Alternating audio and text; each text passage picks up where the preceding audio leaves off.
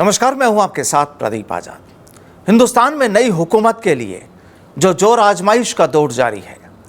Bharatiya Janata party का दावा कि इस बार 400 पार, और वहीं विपक्ष का कहना ये कि इस बार सरकार उन्हीं की होगी। कुल मिलाकर 4 जून की तारीख का इंतजार है देश की जनता को कि आखिर क्या होता है उस दिन, किस तरह से नतीजे आते हैं, किसकी नई हुकूमत बनती है, देश में कौन नया प्रधानमंत्री बनता है, किसे क्या जिम्मेदारी मिलती है। दरअसल जब से चुनाव का ऐलान हुआ उसके बाद से ही हिंदुस्तान के तमाम राज्यों में, तमाम जिलों में, तमाम लोकसभा इलाकों में जो राजनीतिक माहौल या यूं कहें कि सियासी गर्मी की जो तपन तेजी से फैली, उसके बाद कई तस्वीरें नजर आई। तस्वीरें आज भी जारी हैं, बयानबाजियां भी हैं, आरोप प्रत्यारोप भी हैं, और सियासत में कहा जाता है कि ऐसा सब कुछ चलता है। बहरहाल किस तरीके से क्या माहौल अब चल रहा है और 4 जून के बाद देश में क्या नया एक सियासी समीकरण हो सकता है, आज कुछ इसी मुद्दे पर बातचीत होगी। और बातचीत के लिए आज हमारे साथ खास मेहमान जुड़े हुए हैं, बच्चू सिंह बैंसला। और बच्चू सिंह बैंसला यूँ तो किसी खैर परिचय के मोहताज नहीं है, राष्ट्रीय महासचिव संगठन है अखिल भारतीय गुर्जर महासभा के, और समाज की ओर से हिंदुस्तान के तमाम इलाकों में, हर विधानसभा क्षेत्रों में, हर राज्य में इन्होंने जाकर देखा कि वहाँ पर चल क्या रहा है। सीधा बच्चू सिंह जी से जानते हैं कि आखिर क्या देखा, क्या अभी तक नज़र आया और क्या आने वाले वक्त में हो सकता है। बच्चू सिंह जी, बहुत बहुत आपका अभिनंदन हमारे साथ जुड़ने के लिए। क्या देखा, क्या माहौल, आपने खूब दौरे किए, यात्राएं की हैं, क्या अभी तक देखा और क्या आने वाले वक्त में देख रहे हैं? नमस्कार प्रदीप जी, सर्वप्रथम तो मैं आपके इस विषय के लिए आपने मुझे याद किया, उसके लिए धन्यवाद आपने। और मैं जो एक संगठन के नाते, क्योंकि अपने संगठन के नाते एक सामाजिक प्रवास जो मैं करता रहता हूँ, तो विभिन्न राज्यों में मुझे जाने का इस बहाने, इस बीच में इस पूरे लोकसभा चुनाव जब से प्रथम चरण शुरू हुआ है तब से लेके और अब तक तीसरा चौथा चल रहा है, शायद तो हो चुके हैं 4 चरण कंप्लीट हो गए। तो इस बीच में मैं जहाँ जहाँ गया हूँ वहाँ पर ये सच्चाई है कि देखिए, विपक्ष की बात जो है ना कि कहीं नज़र नहीं आ रहा है, और पूरा भारतीय जनता पार्टी में हो रहा है पूरा भारतवर्ष। लेकिन कुछ जगह वो ज़रूर ढंग से कर रहे हैं चुनाव, नहीं तो लोग तो पहले ही चुनाव जो है, जीत हार तो बाद में आएगी परिणाम, उससे पहले ही वो लोग अपने आप को, जब व्यक्ति आउट समझ लेता है या यूँ हो जाता है कि भाई मैं पहले ही अपनी जीत से पहले हार डाल देता है, इस तरह की सिचुएशन पूरे मुझे देखने को मिली है। और कहीं ना कहीं देश की राष्ट्रीयता और एकता के आधार पर और एक मजबूत नेतृत्व के आधार पर नरेंद्र मोदी जी का कोई तोड़ नहीं है आज की डेट में देश में। लेकिन कई जगह कई इस तरह की चीज़ें भी हुई हैं कि विपक्ष हावी हो रहा है, जो इंडिया गठबंधन वाली जो चीज़ें आ रही हैं, तमाम जो माहौल बन रहा है, उसे देखते हुए क्या लगता है? कुछ जगह है, ऐसी बात नहीं है, क्योंकि कुछ जगह है, क्योंकि कई चीज़ें कई बार ऐसी होती हैं, किसी समाज विशेष की बात होती है, किसी को अपना प्रतिनिधित्व में थोड़ी कहीं कमजोरी लगती है या किस तरह की बात होती है, तो उनको कोई रोक नहीं सकता, वो ज़रूर होती हैं। लेकिन घूम फिर के नेशनल लेवल पर जब बात इशू आता है, क्योंकि ये चीज़ प्रदेश की सरकार में तो फिर भी बहुत ज़्यादा चलती है, लेकिन नेशनल लेवल पर जब जाते हैं, नज़र दौड़ाते हैं, तो उसमें एक बहुसंख्यक रूप में नरेंद्र मोदी जी का कोई। अच्छा, क्या मुद्दा आपने देखा अभी तक अपने दौरों के दौरान, यात्राओं के दौरान, कि लोगों ने उन मुद्दों को लेकर चर्चा की हो? कि जब चूंकि लोकसभा चुनाव जो होता है वो एक राष्ट्रीय स्तर के मुद्दों को लेकर होता है, क्योंकि उसमें देश की नई सरकार बनती है। बिल्कुल। तो यहाँ पर पब्लिक के बीच उनकी जो ओपिनियन जो रही, उसमें क्या कुछ नज़र आया? ओपिनियन में सबसे बड़ा जो नेशनलिज्म का जो विषय है, सबसे महत्वपूर्ण रूप से वो निकल के आता है। और आम जन के जवान पर मुझे जो सुनने को मिला, मैं गुजरात में भी गया, राजस्थान में भी घूमा, और भी स्टेटों में जाने का, तो जहाँ जहाँ मैं गया वहाँ एक ही चीज़ देखी कि सबसे बड़ी नेशनलिज्म और देश के प्रति देश की एकता, अखंडता और देश का मान बढ़ाने का काम, जो देश का मान बढ़ाने का काम भारत के प्रधानमंत्री नरेंद्र मोदी ने किया है,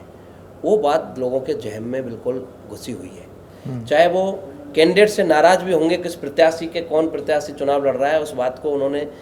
नज़रअंदाज करके भी उनको केवल कि भाई देश का मान बढ़ाने का काम हमारे भारत के प्रधानमंत्री ने किया है। और देश के लिए चाहे धारा 370 की विषय हो, चाहे राम मंदिर का विषय हो, जो देश के बड़े मुद्दे थे, जो बहुत पुराने लंबे समय से जो लंबित थे, उन मुद्दों को ध्यान रखते हुए वो सारी चीज़ें छोटी मुद्दों को छोटा मुद्दा मानकर उनको आदमी पर्दा डालने का काम करता है। और इस मुद्दे पर कुल मिला के वो अंतिम जो कहते हैं ना कि अंतिम विचार जब आता है तो फिर ये तय होता है कि ये विषय बड़े हो गए और बाकी सब मुद्दे गौण हैं। उनको देख करके आदमी इसकी तरफ बढ़ के और वो कुल मिला के फिर बढ़त के रूप में, बहुसंख्यक के रूप में भारतीय जनता पार्टी और नरेंद्र मोदी की तरफ जाता है। विपक्ष को कहाँ पाते हैं? देख रहा है विपक्ष का यही है कि देखिए, पहले तो विपक्ष की जो स्थिति है ना, अभी मजबूती से कोई चुनाव लड़ने की स्थिति में मुझे कहीं नज़र नहीं आया। बहुत सारे राज्य में तो ऐसे समझो कि उन्होंने प्रत्याशी खड़े किए और वो प्रत्याशियों की स्थिति ये हुई कि नॉमिनेशन भरने की जगह पहले ही अपने आप को हॉस्टाइल कर लिया, सिलेंडर कर लिया, या कोई जाके अपना फार्म ही नहीं भर के आया, जाना था फार्म भरने चला गया, भारतीय जनता पार्टी कार्यालय जाके ज्वाइन कर ली पार्टी। आप इंदौर में देख लीजिए, एक प्रत्याशी का आपने सुना होगा, वो गए थे, नॉमिनेशन की डेट थी, नॉमिनेशन भरने जाना था उनको, कांग्रेस के अधिकृत प्रत्याशी थे, और वो जाके वहाँ के लीडर्स के साथ जाके, और वो तो भारतीय जनता पार्टी कार्यालय में नॉमिनेशन कर रहे थे अपना, मतलब एक तरह से उनकी सदस्यता ले रहे थे, जो अधिकृत प्रत्याशी हो रखे थे, और आखिरी डेट थी तो प्रत्याशी नहीं मिले। चाहे सूरत की बात हो, मैं गुजरात में गया, सूरत भी गया, सूरत के प्रत्याशी का भी क्या हुआ, वहाँ तो हिंदुस्तान में एक अनूठा उदाहरण पेश किया कि वहाँ एक निर्विरोध पहले ही सांसद बन गए, परिणाम आने से पहले ही। सूरत पूरे हिंदुस्तान के लिए एक मिसाल हुआ कि वहाँ पे भाजपा का प्रत्याशी निर्विरोध सांसद बन गया, कोई वोटिंग ही नहीं होनी पड़ी। मतलब वहाँ 26 लोकसभा में से 25 में ही वोटिंग हुई। मेरे को जाने का मौका मिला, मैं अहमदाबाद गया, अहमदाबाद पूरा पश्चिम देखा, मैंने गांधीनगर देखा, मैंने नवसारी देखा, मैंने भरूच गया, अंकलेश्वर गया,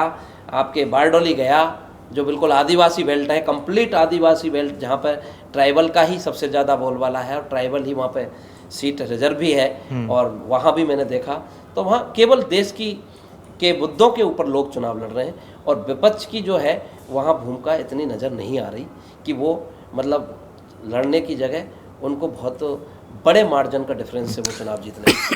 ऐसा मुझे महसूस हुआ और मैंने देखा ये चीज़। चलिए, समाज की अगर बात करें तो समाज का कितना क्या प्रतिनिधित्व इन लोकसभा चुनाव में आपको देखने को मिला, आपके समाज का?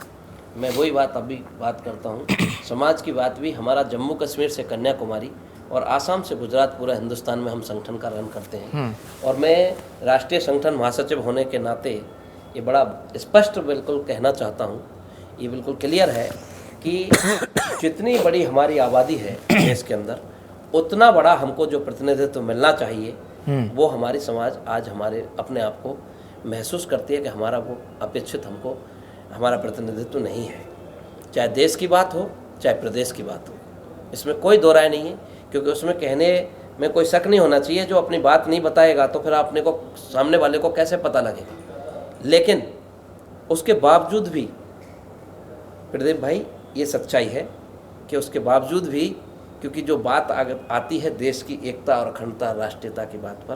तो गुर्जर समाज उन सब छोटी बातों को ध्यान में रखते हुए कि चलो आज नहीं तो कल इनकी समझ में आएगा, इस सोचेंगे, राजनीतिक दल को विचार करने के लिए महसूस होगा कि इस कम्युनिटी को हमें कितना थोड़ा प्रतिनिधित्व और बढ़ाना चाहिए इनका। हमें जितनी बड़ी एक आबादी है, हमारे भारत देश में इतना बड़ा देश है, एक भारत में कैबिनेट मंत्री नहीं मिलता हमको, तो ये बड़ा दुर्भाग्य है। और इस विषय को कौम याद करती है और हमेशा इस बात को लेके उनके अंदर एक टीस रहती है मन में। लेकिन क्योंकि देश की जहाँ एकता और अखंडता का और देश के मुद्दों का जो विषय आता है कि देश का जो मान बढ़ाने का जो काम भारत के प्रधानमंत्री नरेंद्र मोदी ने किया है, तो उसकी तरफ जब देखते हैं तो वो विषय को अपन भूल करके हमारा सहयोग भी बहुसंख्यक रूप में, अल्पसंख्यक नहीं, 50-50% भी नहीं, बहुसंख्यक रूप में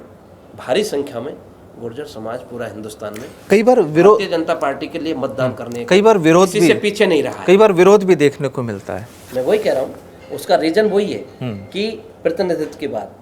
जहाँ आती है कि भारत की सरकार में इतनी बड़ी 11 करोड़ की आबादी देश में गुर्जर कम्युनिटी की है, और अगर और 7 की जो कम्युनिटियाँ हैं बनी समाज की, उनको और जोड़ लिया जाए तो हम और बहुत आगे जाते हैं हमारा सिस्टम। लेकिन उसके मुताबिक उनको एक कैबिनेट मंत्री नहीं है। आज भी भारत की सरकार में राज्य मंत्री तो है कृष्णपाल गुर्जर, लेकिन कैबिनेट मंत्री नहीं है पूरे देश में। जबकि एक कैबिनेट मंत्री होना लाजमी होता है। जिस कम्युनिटी का आप पूरे देश का वोट बैंक आपके साथ जुड़े तो आपको उसको एक कैबिनेट मंत्री देना चाहिए। आप राज्य की बात करें, अभी राज्य में भजनलाल सरकार है, यहाँ पे आपने सरकार बनाई, एक व्यक्ति को कैबिनेट में ना लेकर के राज्य मंत्री बनाया, तो ये बात समाज को टीस करती है, तकलीफ देती है, और 100% इस बात को नुकसान होता है स्टेट की राजनीति अगर होती तो। लेकिन जहाँ केंद्र की बात आती है तो पूरी तरह से बहुसंख्यक रूप में हमारे समाज ने भारतीय जनता पार्टी को वोट दिया है। आने वाले वक्त में क्या प्लान करते हैं कि देश में भी एक अच्छा प्रतिनिधित्व हो और राज्यों में भी हो? हम इस विषय को पूरी तरह से जो राष्ट्रीय नेतृत्व हैं, चाहे प्रदेश नेतृत्व हैं, उनके सामने पहले भी रखते आए हैं और आगे भी उसको मजबूती से उनके सामने रखेंगे और उनको कहेंगे कि हमारी जो बात है, जिसकी जितनी हिस्सेदारी उसकी उतनी भागीदारी। आप सोशल इंजीनियरिंग के नाम पर जो बात है, भारतीय जनता पार्टी ने कुछ अपने नियम कानून बनाए, उन्होंने 4 जातियाँ बनाई हैं, मानता हूँ ठीक है बनाई हैं, लेकिन फिर भी सोशल इंजीनियरिंग तो कोई भी राजनीतिक दल हो करने से अछूता नहीं रह सकता है। ठीक है, तो हमको उस हिसाब से राज्य में भी हमारा कैबिनेट में व्यक्ति होना चाहिए। हमारे हमेशा इतिहास पीछे की हिस्ट्री उठा के देखते हैं तो हमारे 2-2, 3-3 लोग कैबिनेट में रहे, तो ये चीज़ समाज को तकलीफ देगी और पार्टी से भी इस विषय पे उनके मन में एक टीस रहेगी, तो नाराज़गी आएगी। लेकिन जब देश की एकता को देखते हुए देश के मान बढ़ाने का काम प्रधानमंत्री ने किया है, तो उस वजह से पूरा देश का गुर्जर समाज ने भी भारतीय जनता पार्टी को बढ़ चढ़ करके वोट मतदान किया है। लेकिन अब उनका ध्यान रखना उनकी जिम्मेदारी है, उन आगे सोचेंगे और हम उनके सामने विषय भी रखेंगे। चलिए, देश में अब 4 जून के बाद कैसी तस्वीर देखते हैं? बिल्कुल, देखिए, क्योंकि आप संगठन से भी जुड़े हैं, आप राजनीति से भी जुड़े हैं, इसलिए ये सवाल है। मैं वही बात कहना चाह रहा हूँ, देश के लिए ये है कि किसी भी सूरत में, इसमें तो मेरे को किसी सूरत में नहीं लगता, और कोई भी कुछ भी कहे उसका मुझे पता नहीं, लेकिन मेरा मन ये कहता है सरकार तो 100% फाइनल है, कोई एफर्ट नहीं है। भारत के प्रधानमंत्री तीसरी बार नेतृत्व करने नरेंद्र मोदी जी जा रहे हैं, इसमें कोई शक शायद मेरे हिसाब से किसी को नहीं होना, और मेरे को तो है नहीं, कम से कम मेरा तो विश्वास है कि 100% भारत का नेतृत्व देश के प्रधानमंत्री नरेंद्र मोदी करेंगे, क्योंकि उन्होंने ऐसा देश के बड़े इशुओं को ऐसा हाईलाइट किया और देश को ये प्राउड कराने का मौका मिला कि भारत को ये महसूस हुआ कि पहली बार भारत मतलब इतना ताकतवर देश है कि दूसरे वर्ल्ड के जो कंट्री हैं वो भी हमारी लोहा मानने लगे हैं। मतलब विश्व के जो मानचित्र है उसके पटल पर हमारी ताकत को लोग, हमारी ताकत का एहसास करने लगे हैं, रियलाइज करने लगे हैं कि हमारी ताकत वास्तव में भारत भी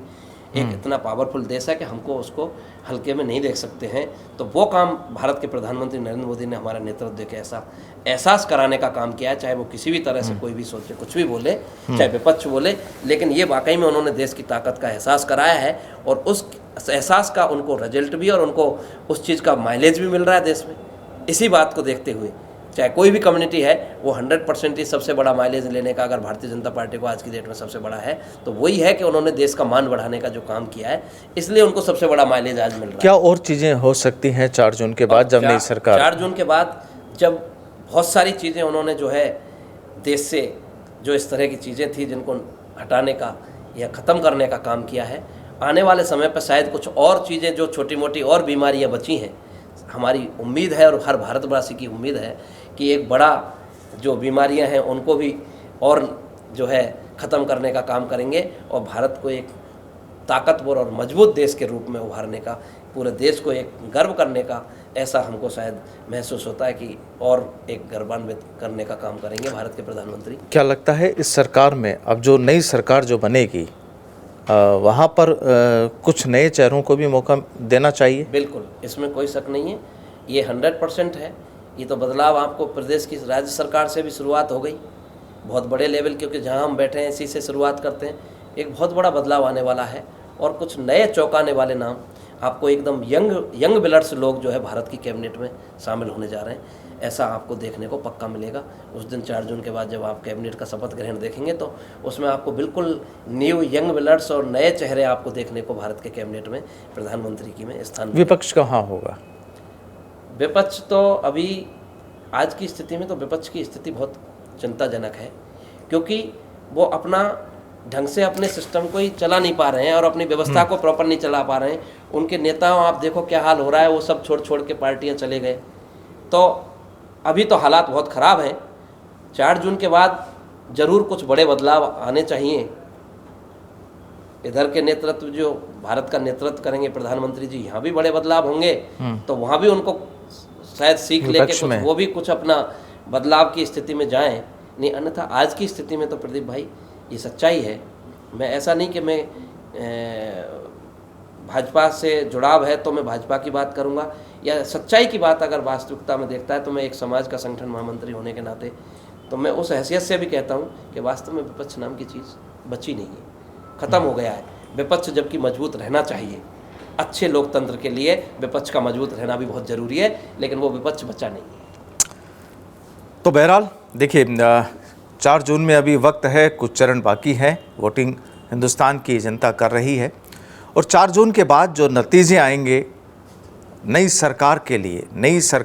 के लिए जो पैगाम होगा, जनता का जो संदेश होगा,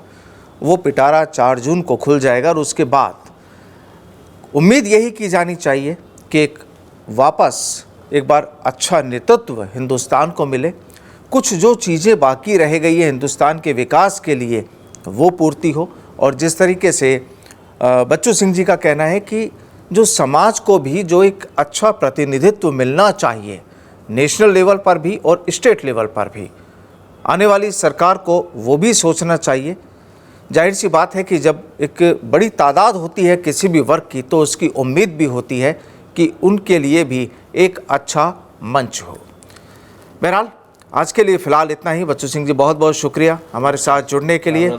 फिर एक नई शख्सियत से मुलाकात होगी। फ़िलहाल के लिए नमस्कार।